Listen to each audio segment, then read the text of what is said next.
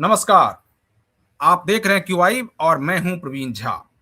बात आज फिर से बिहार की करेंगे और बिहार में आज एक ऐसी खबर के बारे में आपको बताएंगे जो आप लोग जान तो रहे हैं, लेकिन उसके टाइमलाइन को लेकर चर्चा लगातार हो रही है।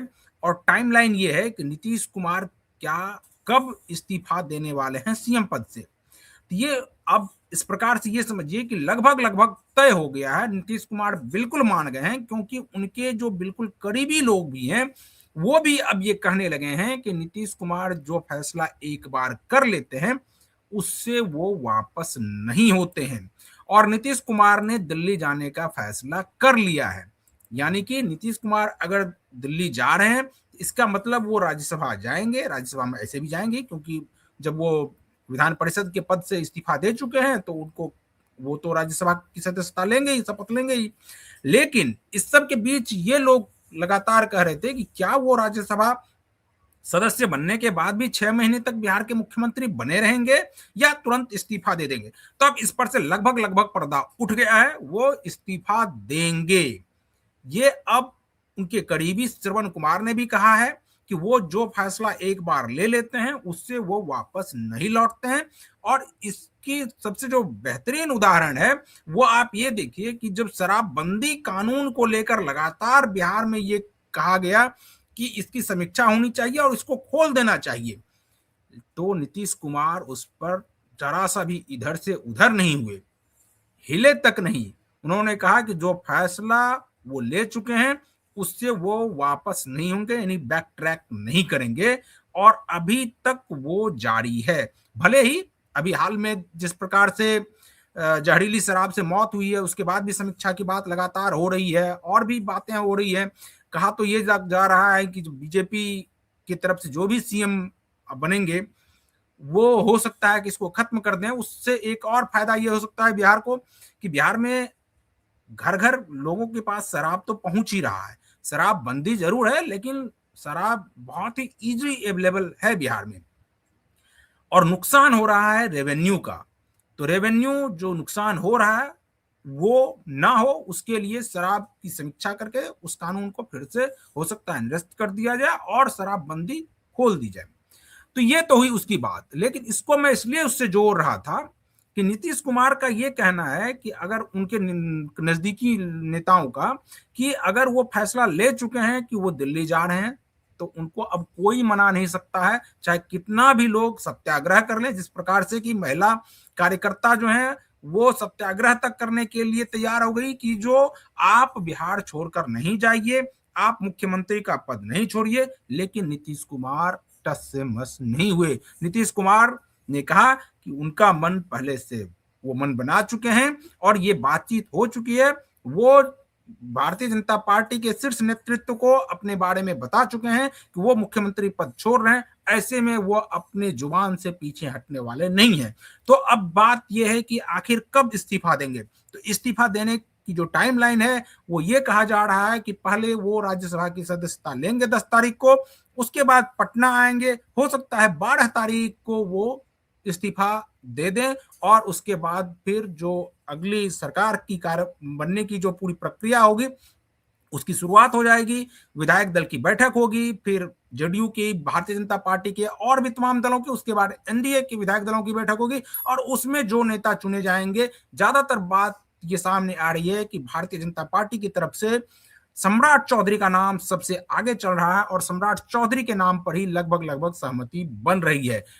हालांकि नाम और भी कई लोगों का आया, उसमें गुरु प्रकाश भी हैं और भी लोग हैं, एक महिला भी हैं, उनका भी नाम आ रहा है। लेकिन उस सब पर शायद इस बार भारतीय जनता पार्टी अभी वहां पर कोई प्रयोग करने की स्थिति में नहीं है और इसीलिए यहां पर कोई प्रयोग भारतीय जनता पार्टी नहीं करने जा रही है।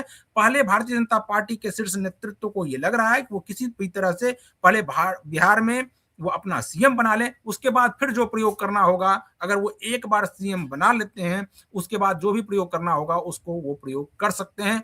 भले वो 1 साल 2 साल के बाद हो सकता है कि सम्राट चौधरी को हटा करके किसी और को रखने की बात होगी तो उनको लाया जाएगा, लेकिन अभी प्रयोग करने की स्थिति में नहीं है। आज इसी सब पर चर्चा करेंगे और इस चर्चा में हमारे साथ हमारे वरिष्ठ सहयोगी और वरिष्ठ पत्रकार संजीव प्रियदर्शी जी जुड़े हुए हैं। संजीव जी, आपसे हम जानना चाहेंगे कि अब लगभग लगभग पूरा का पूरा क्लियर हो गया है, अब कोई भी सस्पेंस की स्थिति नहीं है कि नीतीश कुमार सीएम पद छोड़ रहे हैं। अब तारीख जो हो वो 11 तारीख हो, 12 तारीख हो, 13 तारीख हो, लेकिन अब ये तय हो गया है कि 10 से लेकर के 14 के बीच में वो कभी भी सीएम का पद छोड़ देंगे और भारतीय जनता पार्टी का कोई सीएम बनेगा। आपकी पहली प्रतिक्रिया क्या है? आपको नमस्कार और आपके दर्शकों को भी मेरा नमस्कार। निश्चित रूप से इसी लाइन पे हम लोग लगातार डिस्कशन कर रहे हैं कि नीतीश कुमार पद छोड़ेंगे और पूरी तरह से पद छोड़ने का मन बना चुका, और जितने भी उनके सहयोगी हैं, चाहे वो श्रवण कुमार हो, चाहे भगवान सिंह कुशवाहा, मैं इसमें संजय झा जी या ललन सिंह का नाम नहीं ले रहा हूं, क्योंकि जो लव कुश सपोर्टर जो नेता हैं, मैं उन्हीं का नाम ले रहा हूं, श्रवण कुमार और भगवान सिंह कुशवाहा।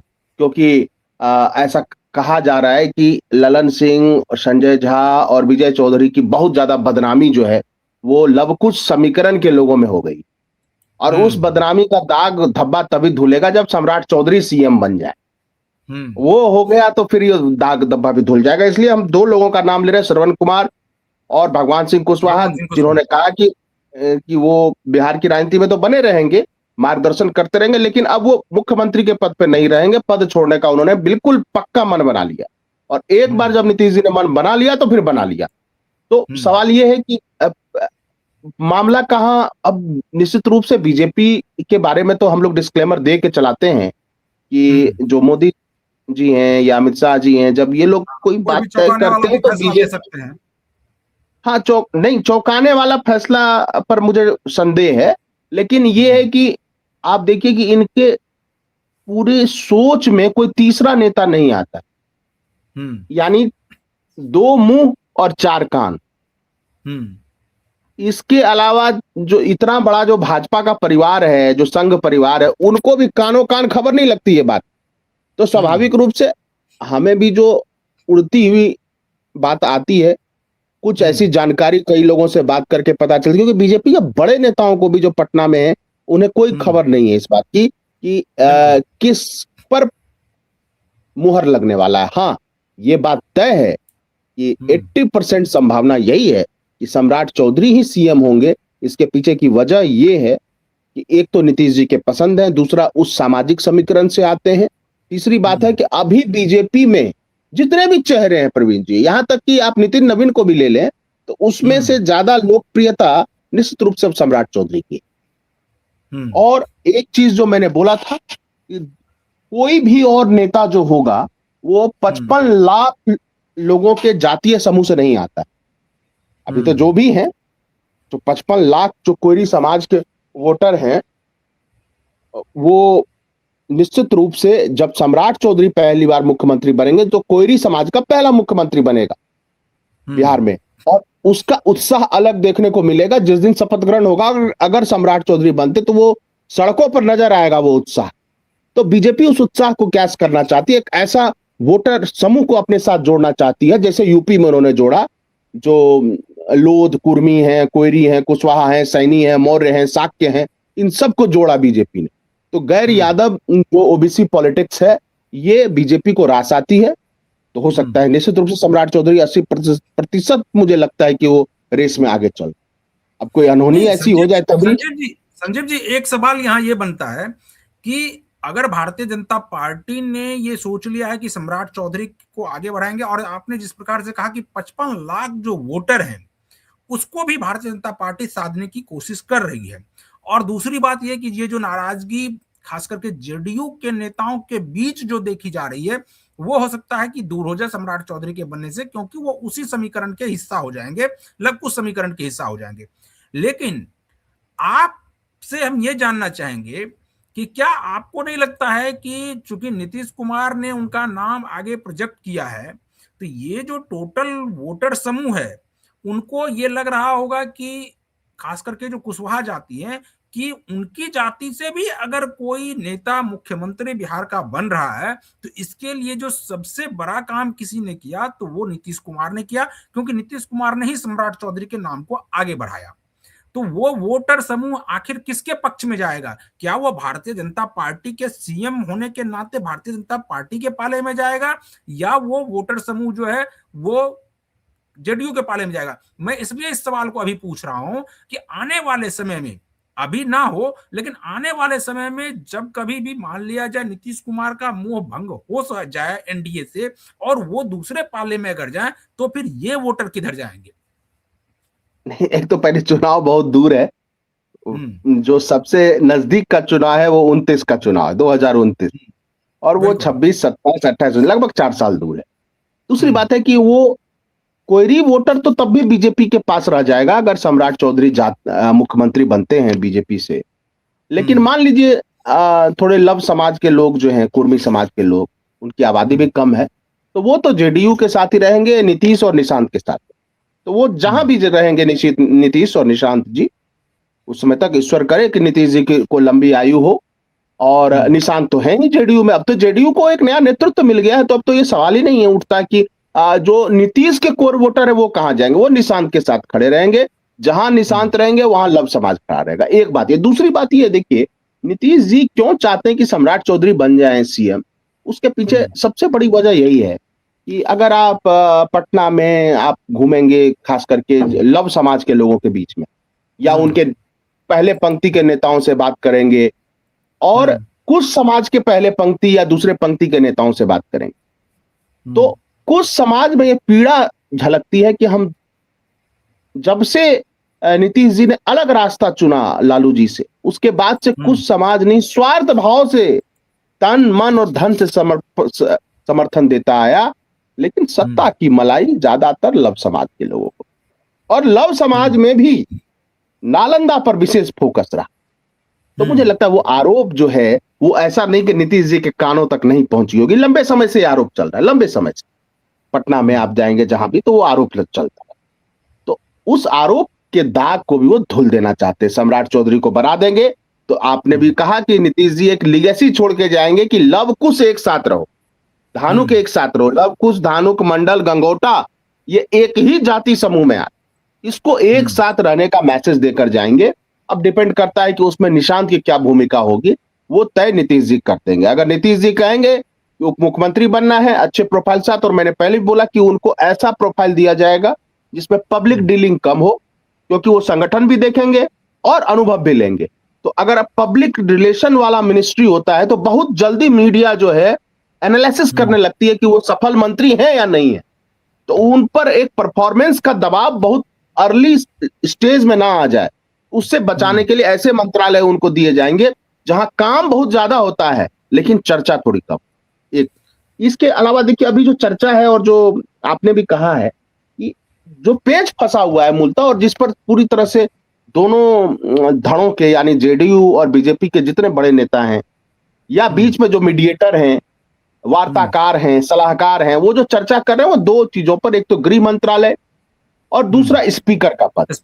देखिए पहले स्पीकर पे चर्चा कर लेते हैं कि स्पीकर का पद इतना महत्वपूर्ण क्यों हो गया। देखिए नीतीश जी भी बीजेपी से डरे हुए हैं और बीजेपी भी नीतीश जी से डरी हुई है। ऐसा नहीं है, डर दोनों तरफ से है। बीजेपी को क्या डर है पहले ये बता देते हैं। नीतीश जी का तो डर पता ही है कि कहीं उनकी पार्टी ना तोड़ दे, तो क्योंकि बीजेपी ऐसा करती रही है, छोटे क्षेत्रीय दलों को तोड़ती रही है, तो नीतीश जी का डर तो स्वाभाविक है। बीजेपी का ये डर है कि विदाउट बीजेपी भी अगर चाह ले नीतीश जी तो सरकार महागठबंधन की बन सकती है, और उसमें बहुमत से 4 ज्यादा होगा उनके पास संख्या। जैसे मैं काउंट करके बता देता हूं, 85 जो है जेडीयू के विधायक हैं, और उनको सरकार बनाने के लिए 37 विधायकों की जरूरत पड़ेगी, जिसमें आरजेडी के पास 25 है, कांग्रेस के पास 6, कांग्रेस के पास 6, एआईएमआईएम के पास 5, लेफ्ट के पास 3, और बीएसपी और आईआईपी के पास एक विधायक। तो 41 विधायक हो जाते सबको जोड़ने पर, तो ये बहुमत से ज्यादा होता है। ये बीजेपी को डर है। इसलिए मुझे लगता है कि बीजेपी स्पीकर का पद लेकर सबसे पहले ये कांग्रेस और बीएसपी के विधायक को तोड़ना चाहती है, बिल्कुल, जैसे भी तैसे, क्योंकि इनकी संख्या जो है 126, 117 और बाकी जो है वो और जोड़ करके 122 को क्रॉस कर जाए।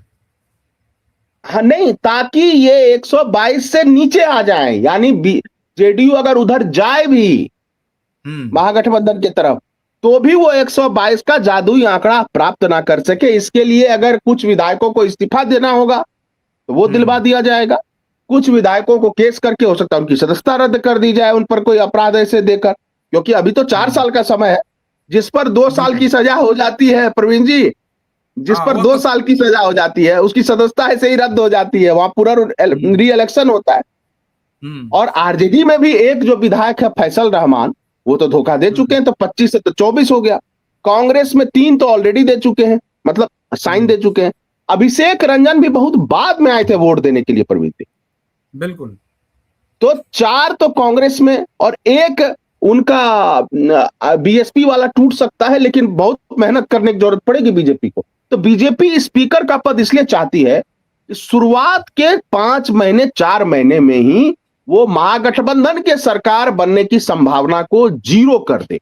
ये बीजेपी का टारगेट है। और नीतीश जी स्पीकर का पद चाहते हैं जी, नीतीश जी इसलिए स्पीकर का पद, वो हमारे दर्शक भी समझ रहे होंगे, लेकिन आपसे मेरा सवाल ये है कि अभी तक जो खास करके जो सरकार बनाने का जो फार्मूला रहा है भारतीय जनता पार्टी और जेडीयू के बीच में, उसमें यह फार्मूला रहा है कि जो मुख्यमंत्री रहते हैं उन्हीं के पास गृह मंत्री का पद रहता है। इस बार के उसको छोड़ दिया जाए तो अभी जो हालिया 4 महीने पहले जो सरकार बनी है उसको अगर छोड़ दे तो उसके पहले तक यही स्थिति बनी हुई थी। तो उस हिसाब से भी जो मुख्यमंत्री बनेंगे उनके पास गृह मंत्री का पद जा सकता है। लेकिन स्पीकर पर तो हर बार ये रहा है कि अगर जिसके मुख्यमंत्री हैं उसके स्पीकर नहीं रहते हैं, तो फिर इस बार स्थिति क्या होने वाली है? क्योंकि स्पीकर पद को लेकर दोनों दल जो है वो रिजिड है कि भारतीय जनता पार्टी चाह रही है कि उनका हो और जेडीयू चाह रही है कि उनका हो। क्या नीतीश कुमार इस पर भी समझौता कर लेंगे क्या कि अगर मुझे ऐसा बीजेपी का भी हो जाए तो कोई बात नहीं? ना ना ना, इसमें एक अलग चर्चा चल रही है प्रवीण जी। इसमें चर्चा चल रही है कि पहले शुरू में बीजेपी आनाकानी करेगी, बाद में जेडीयू से नाम मांगेगी कि आप किसको बनाना चाहते हैं स्पीकर। उसमें अगर कुछ ऐसे विजय चौधरी का नाम सामने आता है तो बीजेपी कोई दिक्कत नहीं। उनको पता है कि विजय चौधरी से काम लिया जा सकता है, काम करवाया जा सकता है। तो वो भी देखना पड़ेगा कि जेडीयू किसका नाम आगे देती है। और संभवतः जितने, अगर विजय चौधरी उप मुख्यमंत्री ना बने तो फिर वो स्पीकर बनेंगे, क्योंकि इनकी कोशिश रही है जेडीयू की कि भूमिहार समाज का उनको समर्थन मिले।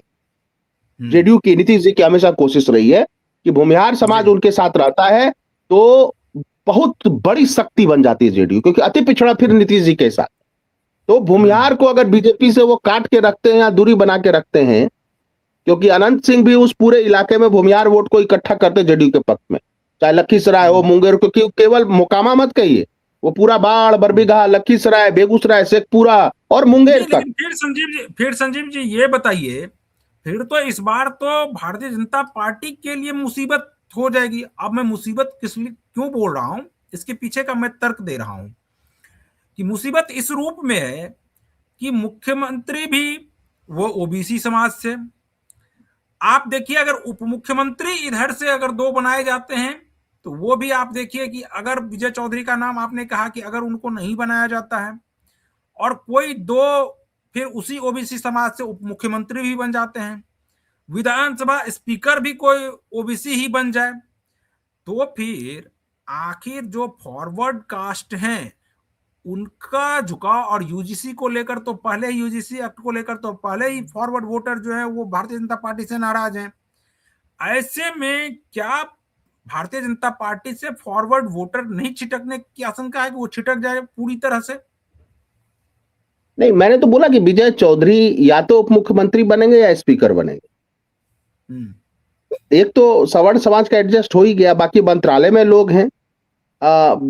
और विजय सिन्हा अगर उप मुख्यमंत्री नहीं भी रहे तो लैंड रेवेन्यू मिनिस्ट्री उनके पास रहेगी, क्योंकि लैंड रेवेन्यू अब उनसे छीनना बड़ा मुश्किल है, क्योंकि उसमें उन्होंने लोकप्रियता हासिल कर लिया। भले सर्किल ऑफिसर हड़ताल पर हो, रेवेन्यू ऑफिसर हड़ताल पर हो, डीसीएलआर भी नाराज हो, लेकिन लोगों का दिल वो जीत चुके हैं विजय सिन्हा। रणनीतिक रूप से वो सफल रहे, चुनावी रूप से। अब अगर विजय सिन्हा से वो मंत्रालय छीना जाएगा प्रवीण जी, उप मुख्यमंत्री का पद ले भी लें, उप मुख्यमंत्री का पद सेरेमोनियल है, वो कोई ऐसा वो कॉन्स्टिट्यूशनल पोस्ट नहीं है। असली पोस्ट तो जो मिनिस्ट्री है वो है। नहीं, इस बार तो संजीव जी, अगर आप कह रहे हैं कि वो पोस्ट लेना उनसे बहुत मुश्किल है, और इस बार अगर उनको वो पोस्ट दे दिया जाता है तो फिर तो लैंड रेवेन्यू का कायाकल्प हो जाएगा, क्योंकि अब तो विजय सिन्हा और भी पावरफुल हो जाएंगे। क्योंकि अभी तक जो सामान्य प्रशासन की वजह से कुछ हद तक वो कुछ काम नहीं कर पा रहे थे, क्योंकि सामान्य प्रशासन मुख्यमंत्री के पास ही है, तो ऐसे में वो बहुत कुछ कर नहीं पा रहे थे। अगर उनके पास पूरा मतलब पावर हो और सामान्य प्रशासन बीजेपी के पास हो, तब तो फिर स्थिति बदल जाएगी। नहीं नहीं, ऐसा नहीं है प्रवीण जी। अभी भी जो सूचना है हम लोगों के पास, देखिए पार्टी के जब कोई पार्टी बहुत ताकतवर हो जाती है तो पार्टी के अंदर ही कई गुट बन जाते हैं और गुटों में संघर्ष होता है। वो बीजेपी में भी है, लंबे समय से बीजेपी में है, बिहार बीजेपी में तो है ही। तो वो है, इस स्ट्राइक के पीछे भी कहा जाता है किसी बड़े शख्सियत का सह है कि करो स्ट्राइक, ठीक है, ताकि ये तो फिल्म हो जाए। हाँ, ताकि ये हो। देखिए कहा जाता है कि एक पुरानी बात है कि दांत टूट जाता है, सबसे मजबूत पार्ट है शरीर का, एनामेल जो होता है सबसे मजबूत पार्ट है बॉडी, और हड्डियों में भी वो सबसे मजबूत होता है, वो दांत टूट जाता है। लेकिन जीभ जो है लचीला है और वो मरते दम तक साथ जाता है। तो अगर आपको शासन में रहना है तो फ्लेक्सिबल रहना है, जीभ की तरह लचीला रहना है। तो मुझे लगता है कि अगर सम्राट चौधरी सीएम बनेंगे तो विजय सिन्हा चाहे किसी भी मंत्रालय में रहो, उनके लिए मुश्किलें बढ़े। वो इंटरनल गुट बने हुए हैं।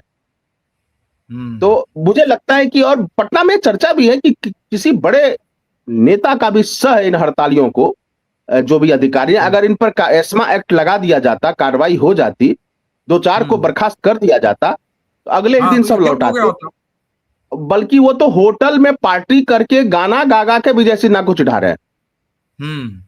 60-62 बैच के जो जितने सर्किल ऑफिसर हैं, रेवेन्यू ऑफिसर हैं, वो पटना में गाना गा गा कर, होटल में पार्टी करके, मीटिंग करके गाना गा गा के चिढ़ा रहे हैं विजय सिन्हा को, और उन पर कुछ नहीं हो रहा है। विजय सिन्हा केवल बोल के रह जाते हैं, क्योंकि बहुत सारा पावर उनके पास नहीं है। और ये भी दिखाने की कोशिश की जा रही है कि विजय सिन्हा जितना कड़ियल मूड के हैं, वो बहुत अहम विभाग नहीं संभाल पाएंगे, वो लड़ते ही रह जाएंगे।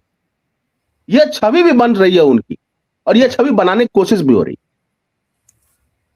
नहीं तो, लेकिन अभी आपने ही कहा कि ये छवि बनाने की कोशिश हो रही है। ये छवि तो उनके लिए एक प्रकार से संजीवनी के रूप में हो गया है, खास करके अभी, क्योंकि आपको याद होगा कि इलेक्शन के दौरान उनके ऊपर जिस प्रकार से वो खुद ही, हालांकि उनके ऊपर हमला हुआ था कि नहीं हुआ था ये अलग बात है, क्या उनके ऊपर क्या फेंका गया था, गोबर ओबर पता नहीं क्या क्या फेंका गया था, लेकिन उसके बाद जो वो स्थिति दिखा रहे थे अपने पूरे विधानसभा क्षेत्र का, वो तो काफी दयनीय थी। उससे उनकी स्थिति और मतलब बर्बाद ही हुई थी, बढ़िया होने की बजाय।